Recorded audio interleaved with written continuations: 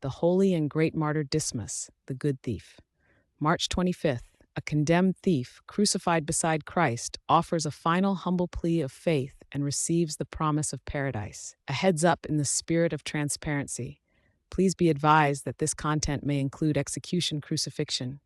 The Orthodox Church commemorates the holy and great martyr Dismas, known as the Good Thief, on March 23rd. His life, culminating in a profound act of faith, provides a cornerstone of Orthodox teaching on God's mercy and the possibility of repentance. Dismas was a man condemned for his crimes, brought to Golgotha to suffer crucifixion alongside two others. On that day, Jesus Christ was also led to this place of execution to be crucified between these two condemned men. The Gospel of Luke records this event, placing Dismas on the cross to the right of Christ and another thief, traditionally named Gestas, on the left. As the hours passed on the crosses, the suffering was immense. Many of those present, including the soldiers, the rulers, and even one of the thieves, mocked Christ. Gestas from his cross reviled Jesus, saying, "If thou be Christ, save thyself and us." This response reflected the general scorn directed at the Lord, a demand for a visible sign of power that would validate his claim to be the Christ.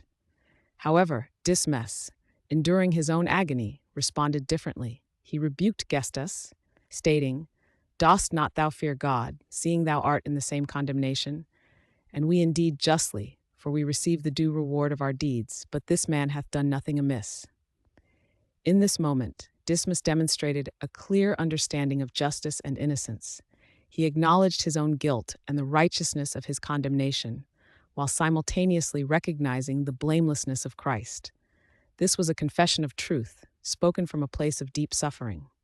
Following this rebuke, Dismas turned his heart toward Christ.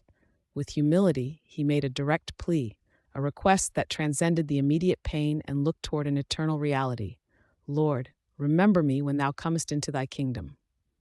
This was not a demand for physical salvation or relief from the cross, but a petition for remembrance in the spiritual kingdom of God.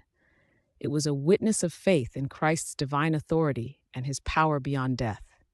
Christ, in his infinite compassion and divine authority, responded immediately to Dismas's confession. He promised, "Verily I say unto thee, today shalt thou be with me in paradise." This promise was a direct assurance of salvation, given at the very moment of death. Dismas, through his sincere repentance and faith, became the first person to receive the promise of entrance into paradise directly from the lips of Christ himself.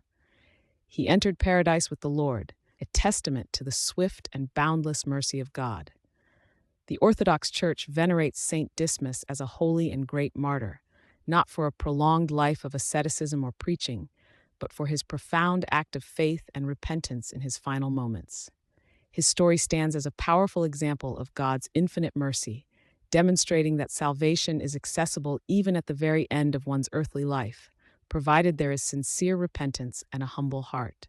He is a source of hope for all who acknowledge their sins and turn to Christ, emphasizing that God seeks a contrite spirit and a believing heart. Saint Dismas serves as a patron for those who are condemned, for the imprisoned, and for all who face death.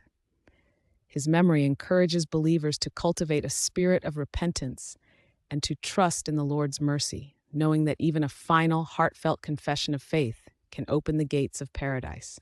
The Church holds him as a model of how a single act of faith can transform a life, even a life that is ending on a cross, into an eternal witness to God's love for humanity.